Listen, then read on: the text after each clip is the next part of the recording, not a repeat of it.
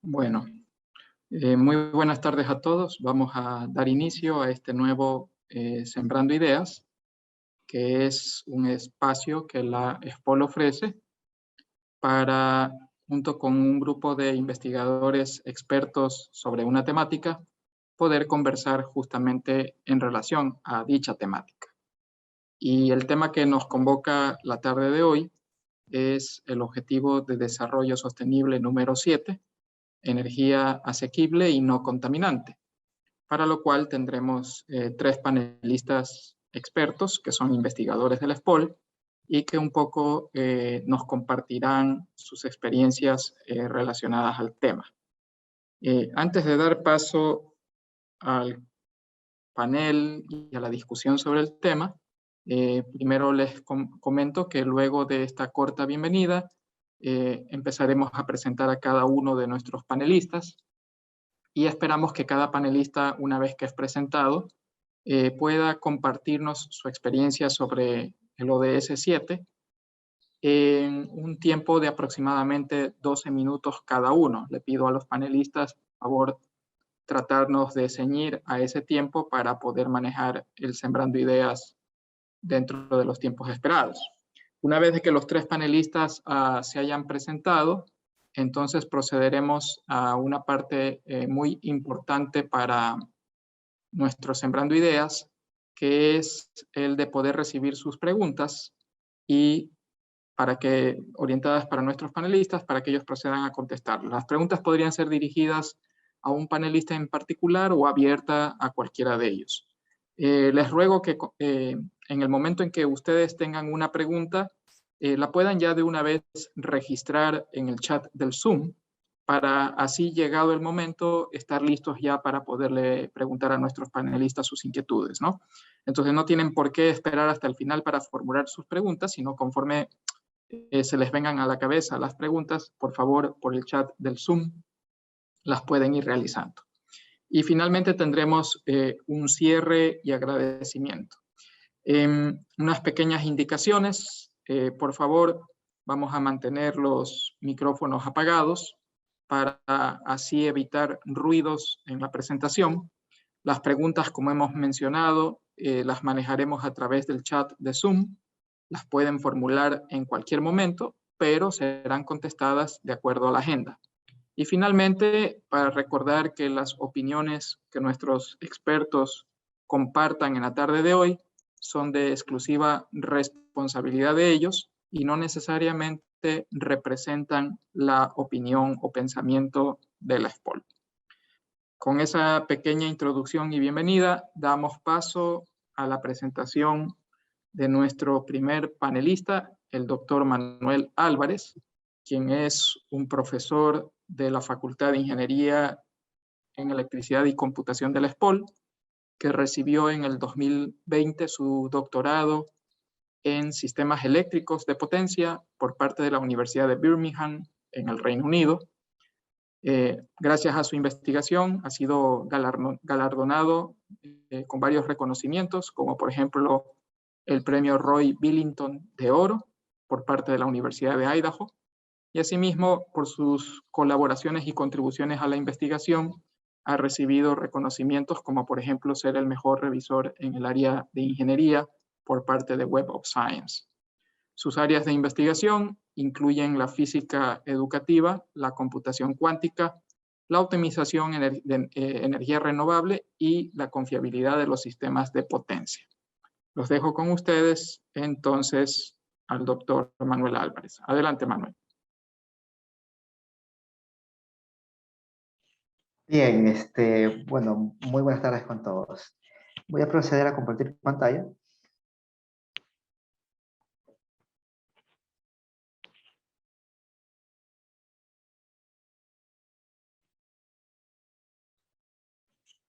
Y arrancamos con esta presentación. El tema a tratar es optimización de la confiabilidad a nivel de generación y transmisión para el diseño de microredes con generación eólica, maremotriz y fotovoltaica. Vamos a presentar a manera de introducción quizás el núcleo, ¿sí?, de pues esta sesión, ¿no? Vamos a definir lo que es el Objetivo de Desarrollo Sostenible de las Naciones Unidas, el ODS 7, ¿no? Está basado básicamente en el concepto de la energía asequible y no contaminante. ¿Cuál es la temática? Pues básicamente resulta ser que la mayor utilización de la tecnología aumenta las emisiones de dióxido de carbono y otros gases de efecto invernadero, ¿no? Esa es una problemática pues, que hay que pues, enfrentar. A manera de solución se propone lo siguiente. Por un lado, pues investigar formas de utilizar energía más verde que permitan mejorar la confiabilidad de la red eléctrica. Eso por un lado. Por otro lado, pues implementar de manera óptima las tecnologías de vanguardia que serán esenciales para reducir las emisiones de dióxido de carbono a nivel mundial. Evidentemente, pues esto va a conllevar a construir redes y ciudades inteligentes, electrificar el transporte y construir economías y sociedades sostenibles. Finalmente, pues, a manera de solución, también se postula elaborar normas de diseño de eficiencia energética y control de emisiones de carbono. Dato curioso, dentro de las soluciones se mencionan palabras claves, entre ellas resalto la palabra confiabilidad, la palabra óptima, que viene pues de optimización, ¿verdad? Y el tema del diseño. Son palabras claves que serán el núcleo central, ¿no? De esta presentación. Entonces, partamos con algo tan esencial como lo es el concepto de confiabilidad. Evidentemente, pues, este concepto de confiabilidad puede ser abarcado desde diversas aristas, pero en particular, en esta presentación me enfocaré en el sistema eléctrico. La confiabilidad puede ser estudiada de dos aristas, por el lado de la seguridad y por el lado de la adecuación. Es justamente aquí donde nos vamos pues, a enfocar. El tema de la adecuación tiene que ver básicamente con los recursos disponibles para yo ser capaz de poder suplir la demanda. Hay tres niveles jerárquicos dentro de la adecuación. Se define el nivel jerárquico 1, HL1, que corresponde a la generación. El nivel jerárquico 2, HL2, que corresponde a la generación más la transmisión. Y finalmente, pues tenemos el nivel jerárquico 3, que es ya en sí el estudio completo del sistema eléctrico de potencia desde el punto de vista de la confiabilidad. Teniendo en cuenta pues, este concepto, podemos definir que el alcance y objetivo de esta presentación es básicamente pues, mostrar, ¿no?, un protocolo de diseño para la incorporación de energías renovables en una red de transmisión que permita optimizar la confiabilidad del sistema, abriendo un camino de oportunidades para alcanzar el objetivo de desarrollo sostenible 7 postulado por las Naciones Unidas, ¿no? En esencia, vamos a incorporar sistemas, en este caso fotovoltaica, eólica y maremotriz, dentro de mi sistema de potencia para realizar un estudio a nivel HL2. Para ello, pues necesitamos definir los fundamentos de diseño, ¿no? Pero antes de ello, quiero que ustedes se planteen lo siguiente, a manera de pregunta. Si bien es cierto, la incorporación de energías renovables definitivamente va a mejorar la confiabilidad de mi sistema eléctrico, hasta el punto que inclusive pues, puede generar beneficios económicos, una pregunta clara que debe pues, hacerse es dónde deben instalar los recursos de energía renovable de manera que se maximice la confiabilidad del sistema y por ende los beneficios económicos. No solamente cuando digo dónde, pues esta preguntita conlleva muchas otras interrogantes, entre ellas, pues, ¿cuál es la mejor combinación? De repente sol eólico, pues, sería lo mejor, de repente sol maremotriz, o de repente una combinación de todas ellas. ¿Sí? Entonces, se generan este tipo de preguntas. Y evidentemente, lo que buscamos es siempre alcanzar, pues, maximizar la confiabilidad. De esa manera, nos aseguramos de que pues, tengamos beneficios económicos muy elevados. Entonces, es la pregunta que debemos responder, ¿no? Para ello, pues, usted requiere de un protocolo, ¿sí? Un protocolo de diseño. Este protocolo de diseño está basado primero en lo que corresponde a un modelo de confiabilidad. Básicamente está basado en registros históricos. En base a estos registros históricos, usted puede formular unas funciones de probabilidad y al fin de cuentas, pues con esas funciones de probabilidad puede definir lo que se conoce como tasa de falla y tasa de reparación. Luego, aplicando modelos, qué sé yo, cadena de Markov, por ejemplo, usted puede generar un modelo de confiabilidad para cada componente de su sistema pues, existente, ¿no?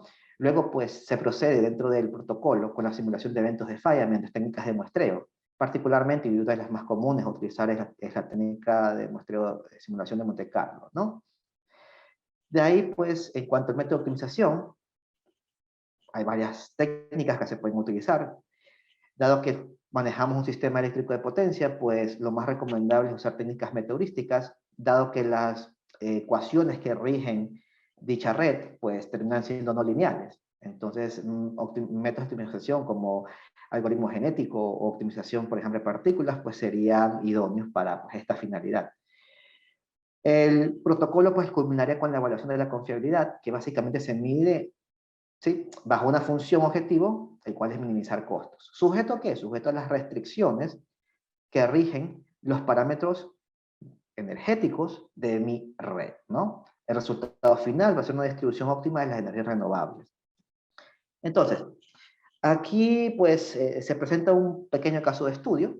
El caso de estudio pues que va a ser explorado incorpora el sistema IEEE RBTS dentro pues de un marco geográfico basado pues en la topología de pues, una de las costas de Australia realmente. El estudio se lo hizo basado en eso.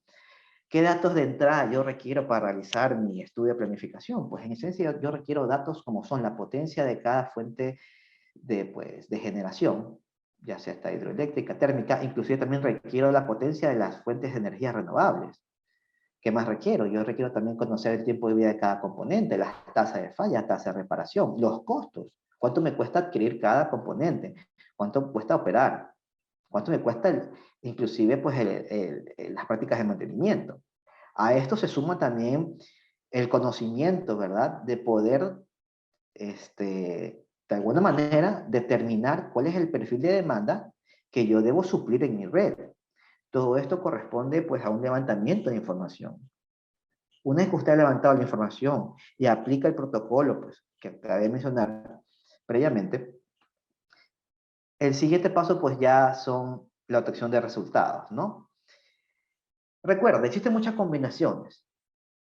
Entonces se formulan varios escenarios. Por ejemplo, un escenario podría ser cuando únicamente tenga energía eólica, otro escenario cuando tenga únicamente energía fotovoltaica, otro escenario cuando tenga energía pues maremotriz o una combinación de estas.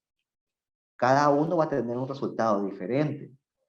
Entonces, una vez que se ha seteado, digamos así, se ha buscado la mejor combinación dentro de la red, se hace pues el ajuste y se obtienen resultados. Una manera de medir la confiabilidad es mediante el índice ENS, que representa básicamente la energía no suministrada por eventos de falla. Mientras más pequeño es este índice, pues implica que la confiabilidad en mi sistema es mejor, ¿no? En este caso se tiene, pues, en el escenario donde pues, no hay energías renovables, y este es comparado en un caso donde pues, solo se tiene energía solar, energía eólica, mareomotriz y la combinación pues, de dichas energías. Se ve siempre que hay una mejora, es correcto, pero la mejora va pues, a variar dependiendo del tipo de tecnología que yo esté utilizando. Otro índice de confiabilidad que es muy útil es el SAIFI y el SAIDI. ¿Qué representa el SAIFI? Básicamente son las fallas que yo voy a tener por año. Y el SAIDI que representa las horas que van a estar fuera de servicio debido a eventos de falla, pues, ¿no? Durante el año, evidentemente. ¿Qué sucede? Cuando uno hace este tipo de estudios, tiene que buscar patrones. Coincidentemente, para el caso de estudio planteado, el patrón que se determinó específicamente para el SAIFI y el SAIDI es, pues, que hay una dominación aquí por parte de las energías eólicas. Claramente, pues, se ve que el índice, pues, es mejor en comparación a los otros escenarios. Por ejemplo, en solar es muy elevado, también en solar combinado con la maremotriz, ¿no? Se ve una incidencia ahí. Otros datos de interés que son, pues, necesarios cuantificar son las pérdidas eléctricas, los perfiles de voltaje y los costos, ¿no? Cuando se tiene maremotriz, por ejemplo, es muy elevado. Al fin de cuentas, ¿qué es lo que obtenemos? Pues un diagrama pues de araña, donde uno puede llegar ya a sacar conclusiones referente a qué es lo mejor, ya teniendo en cuenta pues varias aristas. Uno pensaría, mira, quizás desde el punto de vista de costo, si solo uso paneles solares, pues sería lo idóneo, pero observen, los índices de confiabilidad son muy, pues, criticables frente a las otras situaciones, ¿sí? De hecho, el que presenta, pues, por ejemplo, así, el índice más bajo de confiabilidad, el mejor índice, pues sería el caso donde tengo solar y wind, pero evidentemente, pues, tengo muchas pérdidas eléctricas. Entonces, lo que se busca, a fin de cuentas, es tener un balance, ¿sí? De esta manera, pues, voy a llegar al tema de las conclusiones, y esto que quede sumamente claro, ¿no? Sin duda alguna, la implementación de energías renovables en una red eléctrica abre un camino para alcanzar el Objetivo de Desarrollo Sostenible 7 propuesta por las Naciones Unidas. Indiscutiblemente, ¿sí? Es beneficioso incorporar energías renovables. Pero, aquí en el pero, ¿no? Es necesario, es sumamente importante profundizar en el tema de la optimización para una planificación de diseño, ya sea para la ubicación, dimensionamiento y combinación de las potenciales energías renovables. Es necesario realizar un estudio. De esta manera, pues, uno pues va a poder profundizar y alcanzar este objetivo de desarrollo sostenible. No solamente desde un punto de vista económico, sino que es también muy importante analizarlo desde el punto de vista de la confiabilidad. Sabemos que las energías renovables son beneficiosas para nuestra red eléctrica, pero más importante es saber cómo las usamos, cómo las implementamos, a fin de pues, abarcar un balance frente a todos los eventos pues, o todas las posibilidades en cuanto a tecnología pues, se tenga disponible. Es de esta manera que yo culmino mi presentación. Muchísimas gracias, Manuel. A compartir nuevamente mi pantalla. Y con esto vamos entonces a pasar a nuestra segunda panelista de la tarde de hoy. Recordando que por favor los que tengan preguntas no duden en irlas formulando en el chat del Zoom, ¿no? Por ejemplo, si ahorita ya tienen preguntas para nuestro primer panelista, las pueden ir haciendo llegar por el chat del Zoom y ya posteriormente se las pasaremos. Y agradezco también al doctor Álvarez por haberse limitado muy bien en su tiempo. Damos paso ahora a la doctora Emérita Delgado, quien es profesora de la Facultad de Ingeniería Mecánica y Ciencias de la Producción de la ESPOL. Tiene una maestría y doctorado en energías renovables y sostenibilidad energética de la Universidad Santiago de Compostela de España. Es exalumna de la ESPOL, graduada en Ingeniería Mecánica. Tiene una experiencia de más de 10 años en consultorías ambientales relacionadas a la evaluación de impacto, indicadores ambientales, planes de contingencia, producción más limpia y procesos industriales. Ha participado y ha dirigido proyectos de investigación, tanto nacionales como internacionales, en el ámbito de energía solar térmica, fotovoltaica, biomasa, biocombustibles, energía eólica, tratamiento de residuos, diseño y construcción de equipos térmicos de baja y alta temperaturas, adaptación tecnológica de sistemas híbridos para sectores rurales. Es la coordinadora de la Red Iberoamericana de Eficiencia Térmica Industrial RIETI, que es parte de la red CITET, y es miembro asimismo de otras redes internacionales y nacionales. Ha participado como directora de proyectos de vinculación dentro del Programa de Desarrollo Sostenible de la ESPOL y es directora del Programa de Centro de Atención Gratuita del Decanato de Vinculación con la Sociedad de la ESPOL. Con ustedes les dejo a la doctora Delgado. Adelante, Mérita.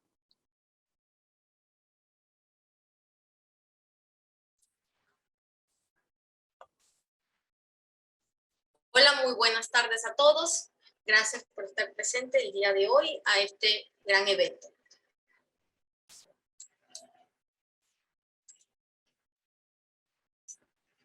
Bueno, el tema que vamos a hablar el día de hoy es la implementación de las energías renovables a partir de la tecnología escala. Es evidente pues, que a través de los resultados presentados por la Agencia Internacional de Energía, pues el 17% se utiliza para la generación de potencia, el 32% en el sector transporte y lógicamente el 51% se está utilizando para la generación de calor. De eso solo el 11% en el tema de energías renovables. A partir de ello, lógicamente, este proyecto que hemos desarrollado a través de los años pues abarca el objetivo número 7, que es energía asequible, no contaminante, sabiendo que la adaptación tecnológica de cada uno de los países es importante para el desarrollo de ello. Además, pues, lógicamente, tenemos que tener esta gran relación del trabajo decente y crecimiento económico, buscando siempre una industria sostenible de manera general. A partir de ello, pues, analizamos, a ver, ¿cómo vamos, qué tal está la industria de las energías renovables a partir en general, a través de su tecnología madura? En los indicadores presentados de energías renovables, podemos observar que la tecnología para la generación de energía solar y térmica a partir de concentradores, pues es una tecnología madura que va implementándose paulatinamente, pues a transcurso de los años, así mismo como la capacidad de energía iónica. Por otra parte, pues, en la generación de electricidad, pues, la parte de las hidroeléctricas ya se va estancando con los años, ¿sí? Porque finalmente pues ya no tenemos un área o un recurso para que continúe construyendo estos tipos de fuentes energéticas, ¿no? Es decir, industrias. Pues, ¿cómo vamos a los costos tecnológicos? Entonces, vemos esta clara figura donde del 2019 al 2020, pues el tema de los sistemas fotovoltaicos ha caído en la parte económica drásticamente. Significa que ya estamos en límite o básicamente pasamos el umbral pues de una tecnología madura. Por lo tanto, pues yo me acuerdo desde el año 2006, pues cada kilovatio podía costar 40 centavos y actualmente pues estamos una relación pues de 9 centavos a 14 centavos dependiendo de la zona de actuación. Asimismo, la energía eólica, pues, se ha caído, pues, en 2019, 2010 al 2019, pues, drásticamente. Así que es posible tener esta factibilidad tecnológica en el área. Por lo tanto, nuestro tema es, bueno, tenemos una tecnología que es posible utilizar. Entonces, a partir de esto, pues, la tecnología solar, lógicamente, es uno de los procesos que mayormente se consume energía durante todo el proceso productivo. Y además, la calidad final pues, del producto no está de acorde para ser competitivo a niveles nacionales o internacionales. Por lo tanto, pues tendríamos que analizar esta calidad pues, energética que cubra la humedad final y la temperatura deseada para poder tener un producto de calidad organoeléctrica. A nivel agroindustrial, tanto como Ecuador, ustedes conocen que somos sectores agroindustriales, costa, sierra y oriente, y además, pues, estamos en el fomento pues, de los combustibles. Pues. Los combustibles, finalmente, si hablamos de algas, microalgas, o cianobacterias, necesitas una cadena, un preproceso de secado, donde también es más complicado pues, poder garantizar que el producto final sea económico o rentable, ¿no? Para un país. Y entonces allí viene, vamos a ver cuánta energía se necesita para secar, tanto una biomasa, consumo energético, como algún grano. Entonces, dentro de los problemas que hemos detectado en estos sectores, pues la tecnología realmente es artesanal o semi-artesanal, donde todos estos procesos que se llevan es un proceso no uniforme, pero esa uniformidad, pues se basa a través de los diseños, de construcción. Además, por otra parte, pues tenemos un consumo alto de combustibles GLP de uso doméstico, donde existen sectores que ya deben utilizar GLP de uso industrial. Además, se añade pues con la parte de las leñas o diésel, ¿no? En el sector se debe de revisar realmente cuál sería el potencial energético del área a través de análisis de energía solar, tal como indicó el anterior ponente, eólica si es posible, o la biomasa, siendo la fuente principal en ciertos sectores, pues aparte agrícola, tenemos muchísimos residuos que se generan durante la cosecha y post cosecha. Entonces, ¿por qué no hacer una valoración para ese cambio tecnológico, ¿no? En los procesos? Entonces, ¿cuál sería nuestra importancia a nivel nacional? Siempre la importancia viene en una relación a través de las alianzas, la vinculación con la sociedad, con los actores que se están involucrando en los diferentes aspectos agrícolas, en el campo de biocombustibles o residuos, ¿no? Para poder realmente entrar a lo que es la transferencia tecnológica, darle un valor agregado a ese producto, específicamente que sea rentable a nivel nacional, y después el fomento productivo. Hemos trabajado específicamente en el sector de cacao, maíz y arroz. Por lo tanto, se ha analizado pues, una serie de parámetros para la optimización del consumo energético en este sector, donde primero analizamos la valoración de todo lo que son la tecnología de secado actual, es decir, la cámara de secado, cuál es el proceso que se está llevando a cabo, cuánto sería el flujo máximo, cuánto es la temperatura que alcanza estos sistemas, pues y si existen o no un mecanismo de remoción. Y allí tenemos los análisis, los mecanismos de remoción, si es eficiente o no para el proceso, sabiendo que un mecanismo de ello lo que va a generar al final, pues, es aumentar el costo productivo, ¿no? Entonces, tendríamos que ver mecanismos eficientes en ese sector. ¿sí? Por otra parte, pues, podemos observar los sistemas de ventilación. En ciertas ocasiones, pues, en la primera figura es un diseño sobredimensionado para 5 quintales de granos, ¿sí? Donde tranquilamente podría utilizarse para más capacidades.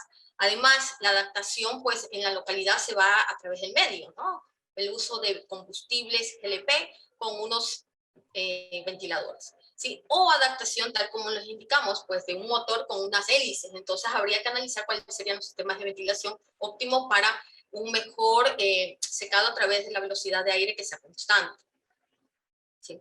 En los quemadores, entonces, dentro de la evaluación, pues, se determinó cuánto sería la cantidad de GLP utilizado, las temperaturas de operación que llega en el área del aire caliente y cómo podríamos optimizarlo y además no que evitar todas estas pérdidas energéticas que se dan por los ductos. Y el entorno. Presentamos más quemadores y bueno, la parte de combustible. Entonces, ¿para qué nos sirve todos estos datos? Para hacer un balance de la energía perdida en el sistema a partir de la cantidad de producto a secar. Y con ello analizamos el rendimiento real del secador. Entonces, ¿qué nos va a permitir evaluar qué tipo de tecnología podríamos adaptar en el medio para evitar, en este caso, para reducir estos consumos energéticos exagerados.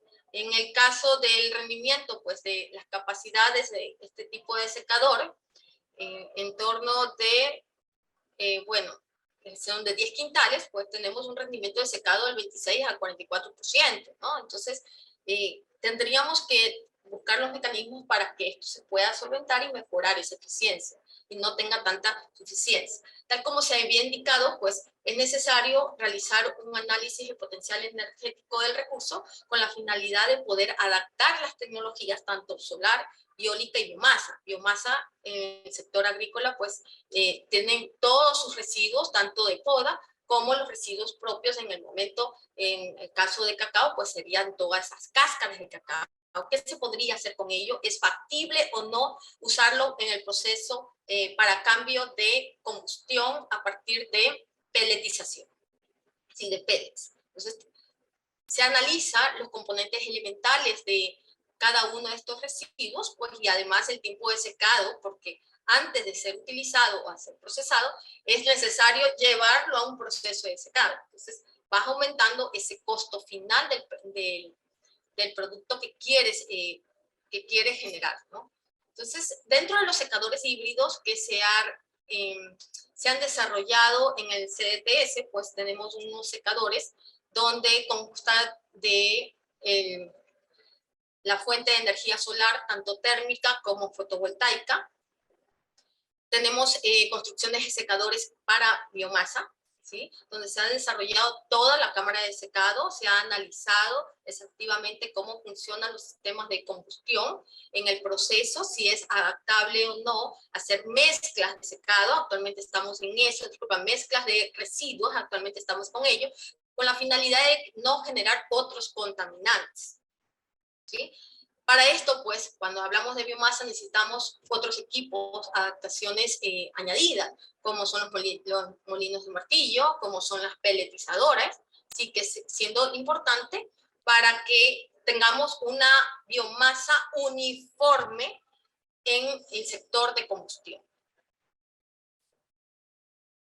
Presentamos los secadores solares térmicos y de geotermia que tenemos dentro del centro, donde el 60% pues aporta la energía solar, un 20% pues es la aportación de energía eléctrica, sabiendo que la energía solar, la energía eólica, pues son energías intermitentes, pues vamos a depender de las condiciones climáticas. En cambio, la energía solar, pues es una energía constante. Una vez analizado con las respuestas térmicas, garantizamos que vamos a tener energía constante en el sistema, pues, y tenemos varios resultados a partir de eso. ¿Cuál sería? ¿Cómo funciona el modelo real a través de la adaptación tecnológica de diferentes fuentes de energía? ¿Sí? Secador fotovoltaico y gas, pues Hemos participado en proyectos como Red Inédita, donde vamos directamente a la comunidad, vemos las asociaciones y a partir de eso la valoración del recurso. Podemos hacer las instalaciones en diferentes sistemas, incluso solo adaptación de componentes. Entonces presentamos uno de ellos, que son los secadores fotovoltaicos a gas. ¿Sí?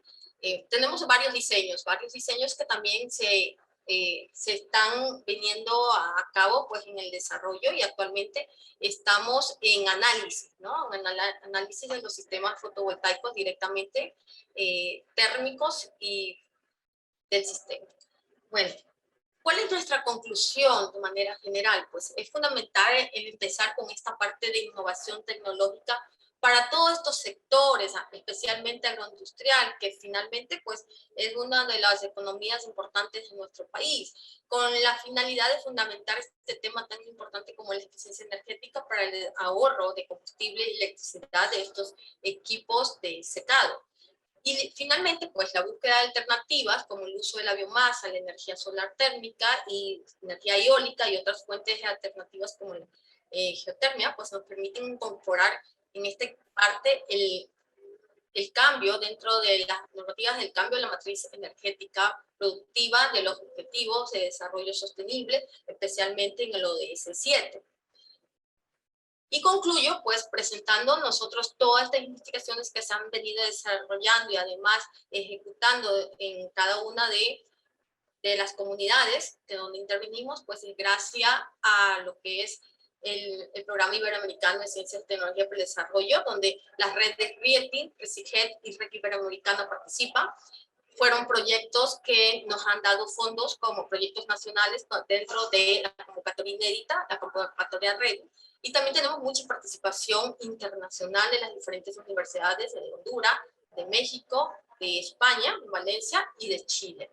Entonces, los invito a poder revisar nuestra página secado.spol.edu.es. Muchísimas gracias. Muchísimas gracias, Emérita. Y gracias por la invitación a conocer más tu investigación. Les recuerdo, por favor, que si tienen preguntas para Emérita o también para Manuel Álvarez, irlas haciendo llegar por el chat del Zoom, que ya pronto empezaremos a realizarle las preguntas a nuestros panelistas. Vamos a dar paso ahora a nuestro tercer y último panelista, el doctor Maiken Espinosa, que también es profesor de la Facultad de Ingeniería Mecánica y Ciencias de la Producción y es investigador del Centro de Energías Renovables y Alternativas CERA de la SPOL. Él ha publicado más de 55 artículos científicos, tanto a nivel de revistas como de congresos. Es coordinador de un grupo de investigación en SPOL relacionado a estos temas, y este grupo es reconocido como una red de investigación por parte de la CENESID. Ha realizado estudios de tecnologías de hidrógeno y celdas de combustible en la Universidad de Ciencias Aplicadas de Stralsund en Alemania y en la Universidad de Lund en Suecia. Ha dirigido y codirigido proyectos de investigación en el área de energías renovables, enfocándose en la utilización del hidrógeno como un vector energético. Actualmente es vocero de la SPOL en el tema hidrógeno y celdas de combustible y mantiene participación activa con universidades de Suecia, España, China y Argentina. Con ustedes, el doctor Espinosa. Adelante, Mike. Muchas gracias por la invitación, Carlos, y a todo el decanato de investigación también. Voy a proyectar mis diapositivas, creo que estarán por acá. Estamos ahí. Bien, he optado por hablar de este tema sobre lo que es hidrógeno verde y los últimos avances en la tecnología del hidrógeno en la SPOL. Básicamente lo que quiero hablar es sobre lo que hemos estado avanzando últimamente en la parte de hidrógeno y su utilización y aplicación en diferentes áreas, específicamente en el proceso de conversión de energía a lo que es energía eléctrica. Voy a dividir mi presentación en tres partes principales. La introducción, que es más o menos donde voy a explicar cómo está posicionado el hidrógeno y diferentes tipos de hidrógeno, porque a la larga nosotros comenzamos a hablar de hidrógeno, pero el origen de donde venga este hidrógeno producido depende de mucho el color que tenga el hidrógeno. Es decir, hablamos de hidrógeno verde, hablamos de hidrógeno azul, hablamos de hidrógeno gris. Voy a hablar de las áreas de acción que son fundamentalmente a lo que nosotros nos dedicamos aquí en SPOL, qué proyectos tenemos en ejecución y qué proyectos o subproyectos vamos a ejecutar a corto o mediano plazo. Y finalmente el cierre únicamente es relacionado con las conclusiones. Entonces, para hablar en la introducción, quiero hablar del costo de producción de hidrógeno en el mundo y cómo va a estar proyectado a lo largo de los próximos años y esta producción de hidrógeno verde a nivel mundial para el año 2050. Como ustedes pueden observar en el gráfico, podemos ver que existen, en este caso estoy graficando, proponiendo dos tipos de hidrógeno, el hidrógeno azul y el hidrógeno verde. ¿Por qué no estoy hablando del hidrógeno gris? En la actualidad, el 99% del hidrógeno que tenemos en el mundo es producido como hidrógeno gris. El hidrógeno gris viene de la reformación de derivados del petróleo. Por lo tanto, al producir hidrógeno gris, estamos emitiendo igualmente dióxido de carbono a la atmósfera. Por eso estamos ahora tratando de llevarnos al hidrógeno azul o al hidrógeno verde. El hidrógeno verde utiliza, como hemos venido conversando mis compañeros en la parte anterior, la parte de las energías renovables, todo lo que tenga que ver con eólica, solar, la parte fotovoltaica o biomasa. Entonces, antes de la crisis geopolítica y de acuerdo con el Global Hydrogen Review del año 2022, la producción de hidrógeno verde, el costo de producción está en el orden de los 3 y 8 dólares por kilogramo. Y la producción del hidrógeno gris estaba entre 0.5 y 1.5 dólares por kilogramo. La idea es que después de la crisis geopolítica, y de acuerdo con Bloomberg New Energy Finance, la producción de hidrógeno verde aumentó, el costo de la producción de hidrógeno verde, y también la producción de hidrógeno gris aumentó. Esto debido a la demanda que actualmente ocurre para poder energizar ciertos sectores. Como ustedes pueden ver en la diapositiva, podríamos tener la utilización del hidrógeno tanto para transporte, para productos químicos, también para generación para casas o para residencias, y también para liquefacción y poderlo exportar. Entonces, la idea es ver a futuro a Ecuador como un potencial exportador de hidrógeno, dependiendo de la forma en que se lo quiera exportar. ¿Qué pasa con la proyección del costo del hidrógeno verde a nivel mundial para el año 2050? Se proyecta que para el año 2050 el hidrógeno tenga un costo, como ustedes pueden ver en la región de Ecuador y Sudamérica, un costo aproximadamente de 1 kilogramo. Un euro por kilogramo. La idea es que va a ser mucho más barato que lo que estén produciendo en algunos países de Europa, por ejemplo en Suecia, en Finlandia, en la parte de Alemania. El costo de producción de hidrógeno va a ser mucho más alto porque tienen menos capacidad de energías renovables. Entonces, veamos al hidrógeno como un vector energético que nos va a ayudar a poder energizar diferentes etapas en función de que tenemos el hidrógeno almacenado. ¿Cuáles son las áreas de acción en las cuales estamos investigando actualmente en la SPOL? Primero, la utilización del hidrógeno en pilas de combustible. Estamos haciendo caracterización y diagnóstico, ya voy a hablar un poco más de eso, un poco más en detalle. Estamos trabajando con modelamiento computacional. La parte de las componentes de una celda de combustible, la celda de combustible o fuel cells en inglés, está constituido por diferentes layers, y las fuel cells nos van a ayudar a poder convertir la energía química que tiene el hidrógeno en energía eléctrica, también en calor y agua. Estamos también desarrollando materiales de las diferentes componentes de las celdas de combustible. Específicamente nos estamos centrando durante los últimos 2 años en lo que respecta a la placa bipolar. Ya vamos a ver en una gráfica lo que representa la placa bipolar, y también quiero mencionar algo de los proyectos que tenemos en desarrollo. La caracterización de una celda. La caracterización de una celda tiene mucho que ver con el comportamiento de la celda. Esta celda que ustedes ven ahí es una celda que tenemos en el laboratorio, es una celda de prueba, está constituido por diferentes layers, y en función de la cantidad de hidrógeno que nosotros introducimos a la celda, la temperatura a la que estoy trabajando los gases, humedad relativa, temperatura, carga a la que sea sometida, uno puede tener un comportamiento, una curva de comportamiento del sistema. ¿Cómo se produce la conversión de energía? Bueno, nosotros cuando hablamos de celdas de combustible, nosotros no quemamos el hidrógeno molecular ingresa por un lado de la celda, tal como ustedes lo pueden observar en el lado izquierdo de color rojo. El hidrógeno llega o pasa por la parte de gas difusión layer, se descompone el hidrógeno Por la capa, la membrana polímera pasan únicamente los iones positivos, que son de color rojo, verde en este caso. Estos son los iones positivos. Los electrones se encuentran en la parte exterior del circuito, los que van a la carga. Y finalmente nosotros del lado derecho, en el cátodo, tenemos agua. Entonces, en el sistema ingresa hidrógeno y tenemos como resultado energía eléctrica, calor y agua. Es únicamente lo que tendríamos como resultado. Por lo tanto, es un sistema completamente limpio, no tiene partes móviles, y lo único que se podría degradar de este sistema vendría a ser la membrana. La membrana, o también conocida como Polymer Electrolyte Membrane. Entonces, este es básicamente el análisis que nosotros hacemos. Nosotros cambiamos la humedad relativa del hidrógeno, cambiamos la humedad relativa del oxígeno. Podemos también trabajar con aire. La mayor cantidad de celdas trabajan con aire en lugar de oxígeno. Y con eso podríamos generar energía eléctrica.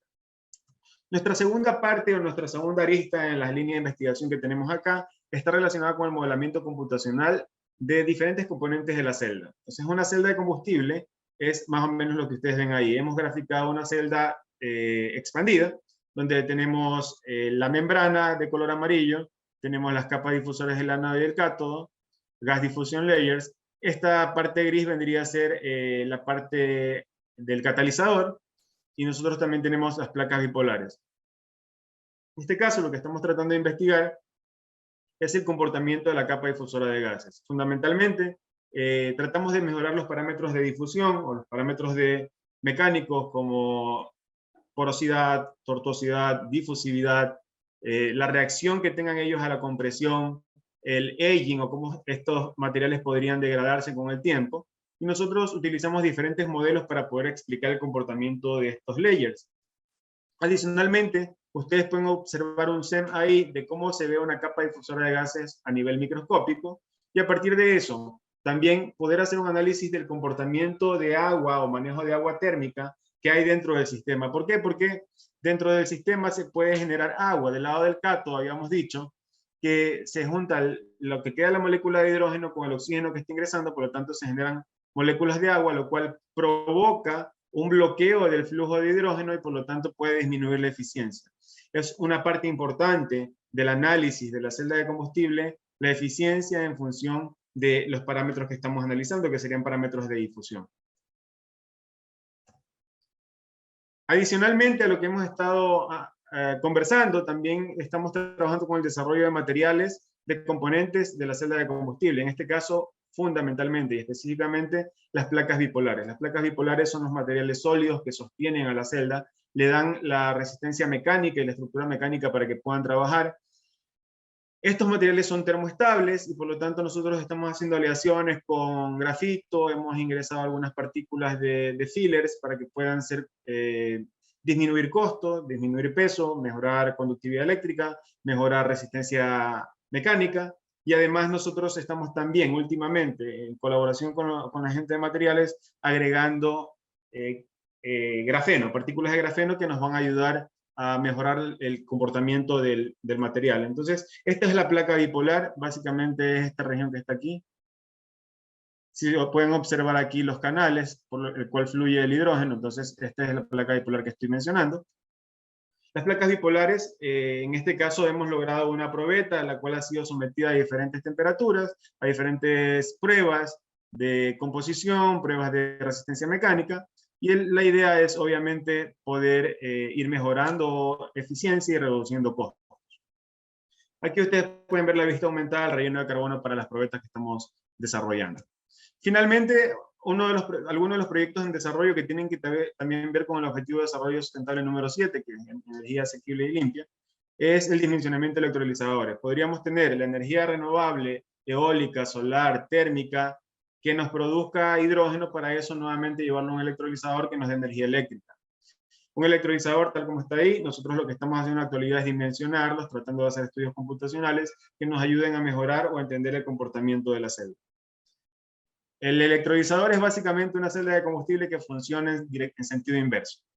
En el electrolizador le damos energía eléctrica y obtenemos hidrógeno y oxígeno. En la celda de combustible le damos hidrógeno y oxígeno y obtenemos energía eléctrica. Son procesos completamente reversibles. La batería de flujo es otro tema los cuales estamos analizando, es básicamente para aplicaciones estacionarias, y también el hidrógeno aplicado al transporte. Actualmente tenemos chicos de ingeniería química que están trabajando un poco con transporte o un vehículo prototipo para que pueda ser movilizado con hidrógeno. Este es un ejemplo de cómo reacciona un motor con celda de combustible y un motor de combustión interna, que es en la parte superior que trabaja con diésel. Entonces podemos ver que efectivamente al tener el motor eléctrico mayor tracción, podemos obtener mayor alcance para el mismo intervalo de tiempo.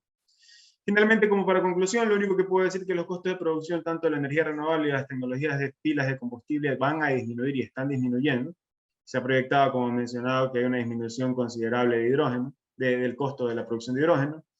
El hidrógeno verde definitivamente va a ser mucho más económico, y el compromiso actual es actuar en el presente para ya estar preparados para esta nueva tecnología que está aplicándose. Eso sería todo por mi lado. Muchas gracias por prestar atención. Cualquier información o duda, por favor, estamos ahí con mi información de contacto. Eso sería todo. Gracias.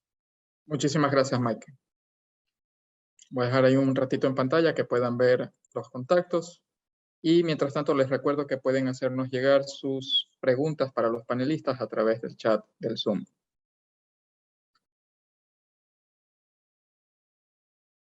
Y justamente, dado que ya se han presentado nuestros tres panelistas, entonces vamos a comenzar con nuestras preguntas.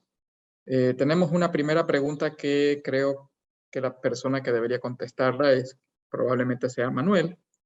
Es evidente que una liberación del mercado eléctrico conllevaría a una competencia entre empresas generadoras y a su vez colaboraría directamente con este objetivo. ¿Es posible esto en el Ecuador por sus políticas y recursos? Bien, la pregunta es muy buena. Hay que analizar varios aspectos, ¿no?, de la pregunta. Por un lado, pues, hablar de un mercado, ¿sí?, actualmente, tal cual como está, es algo, pues, difícil como realidad dentro del país, ¿sí? Si bien es cierto, la normativa lo permite, de momento, pues, hay temas referentes a la propia legislación que deben ser mejoradas. La respuesta que yo le puedo dar a esa pregunta básicamente es, si es posible, es posible. Que hay muchas dificultades, que hay mejoras que se tienen que hacer en la legislación, lo hay que hacer. Pero bueno, de esa manera respondo a la pregunta. Muchísimas gracias, Manuel. Una pregunta para Emérita.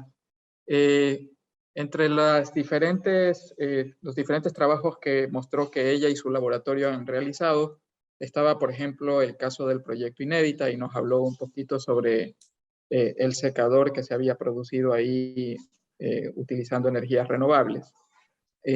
La pregunta va orientada a, y bueno, y añado a eso el hecho que mencionaba también la importancia de transferir la tecnología desarrollada a los sectores externos para que aprovechen y se beneficien de ella. Entonces la pregunta es si proyectos como el realizado en Inédita, en donde se hizo un prototipo para que sea utilizado por alguien del sector externo, un pequeño agricultor, ¿se ha expandido el uso o no? ¿Y de qué dependería? ¿Y quiénes son los que tendrían que actuar para que eso pueda suceder? Muchas gracias por la pregunta, doctor Monsalve. Bueno, a partir de un análisis realmente de vinculación con la sociedad, el principal objetivo es analizar el recurso, tener estas alianzas con asociaciones. Casi lo que son de pequeños productores no es recomendable por motivo de que el costo tecnológico finalmente pues, puede encarecer el proceso, ya que el secado o los kilogramos que secan pues serían de 2-3 quintales. ¿Sí? Entonces habría que analizar la capacidad del producto a secar, y eso se da a través de asociaciones, grupos más grandes donde podríamos avanzar capacidades de 10 quintales de secado, 20 quintales de secado. Por lo tanto, pues a partir de ello, pues la tecnología es rentable en los costos de proceso productivo, ¿no? Porque si estamos analizando fotovoltaica o térmica, tendríamos que revisar básicamente la localidad finalmente para el análisis potencial de recursos. También a partir de esto, pues nosotros hemos tenido experiencia que las asociaciones se han unido y se ha desarrollado equipos así térmicos a partir de un sistema efecto invernadero, casi efecto invernadero, pero analizando este control de la temperatura, porque un efecto invernadero pues también podría alcanzar temperaturas de 80 grados centígrados y lo que vamos a hacer es a quemar ese grano. Por lo tanto, se le da esa opción, pues se le da ese beneficio de decir, para un preproceso, pues en vez de estar 24 horas secando con GLP, es posible que 6 horas seque a partir de estos tipos de energía térmica, pues, y después vayas a tu secador y en 4 horas ya tienes el secado completo. Entonces es una alternativa a mayores. Es decir, no fundamos nunca la aplicación directamente de la tecnología si vemos que no es rentable para la comunidad. Muchísimas gracias, Emérita. Hay una pregunta de Iris González y nos pregunta si la presentación va a quedar grabada y si se podría compartir la presentación. Por supuesto que sí. Todo Sembrando Ideas es grabado y posteriormente en el canal de YouTube de la SPOL se cuelga la grabación. Y por las redes sociales informamos cuando eso ya está disponible para que todos puedan tener acceso a ella. Voy a combinar un par de preguntas que van dirigidas a Maiken Espinosa en cuanto a la posibilidad de producir hidrógeno verde aquí en el país, ¿no? Por un lado, se nos pregunta si ya se tiene alguna evidencia o caso de éxito donde se aplique desechos agrícolas como biomasa, ¿no? Como elemento clave para producir este hidrógeno en el país. Y también hay otra pregunta en donde se nos pregunta sobre la posibilidad justamente de producir hidrógeno a partir de biogás en el país, ¿no? Y si se podría producir una mayor cantidad de hidrógeno mediante plasma. Adelante, Maiken. Muchas gracias por la pregunta, Álvaro. A ver, ejemplos concretos de producción de hidrógeno en el Ecuador actuales existen. Hay 2 empresas, obviamente no voy a decir el nombre, las cuales ya están produciendo hidrógeno, pero las producen, hidrógeno verde estoy hablando, las producen directamente para uso interno de ellos, no los producen para venta. El hidrógeno comercial que nosotros actualmente tenemos en los laboratorios, mayoritariamente son hidrógeno gris. ¿Es posible obtener hidrógeno a partir del biogás? Sí. Todo compuesto sólido o líquido que tenga como composición o sea compuesto similar al metano, que tenga molécula de hidrógeno en su composición, pueden servir como insumos para generar hidrógeno. Lo que vas a tener de diferente o de resultado diferente es que por cierta cantidad de compuesto vas a tener cierta cantidad de hidrógeno, mayor o menor grado. Entonces sí, a partir de biogás se puede. El plasma depende mucho de la aplicación que le des. El plasma por lo general se utiliza para la energización y tengo entendido que ya han generado un primer, ya han obtenido o ya han producido un primer generador de hidrógeno a partir de plasma. Entonces sí es posible.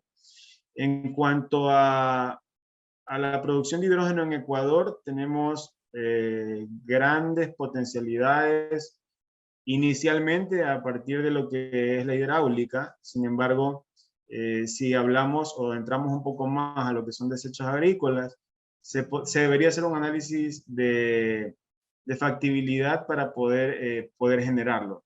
Sin embargo, como te he dicho, a partir de los desechos agrícolas, que es biomasa, podríamos también generar hidrógeno utilizando los diferentes procesos que conlleven esto. Bueno, pero sí, sí es posible. Muchísimas gracias, Maiken. Hay una pregunta adicional que también es para Maiken. Es si en la SPOL se está trabajando con el tema de grafeno como con la posibilidad de usarlo en las celdas de combustible. Sí, actualmente estamos nosotros, si no, en nuestra proyección tenemos que antes de que termine este año, en la celda de combustible, uno de los elementos de la celda de combustible, que es la placa bipolar, nosotros vamos a incrustar grafeno. Vamos a incrustar grafeno, obviamente tenemos que tratar de que sea un un procedimiento o una metodología bastante optimizada, porque recordemos que el grafeno es un material bidimensional. Entonces, al ser nuestro producto una aleación, un composite, tenemos que tratar de distribuirlo uniformemente. Igual vamos a hacer todos los estudios para poder obtener el comportamiento real del grafeno dentro de nuestras probetas que estamos construyendo en este momento. Muchísimas gracias, Mike. No sé si alguien más del público tenga alguna pregunta para nuestros panelistas.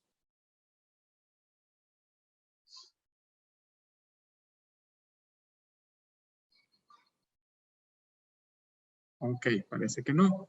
Y es de las pocas veces que terminamos un Sembrando Ideas prácticamente a tiempo, y entonces quiero agradecer a cada uno de nuestros invitados esta tarde de hoy, así como quienes han asistido y han participado en este Sembrando Ideas. Como se mencionó, ya hemos de compartir con ustedes el momento en que la grabación del Sembrando Ideas esté disponible en el canal de YouTube en SPOL.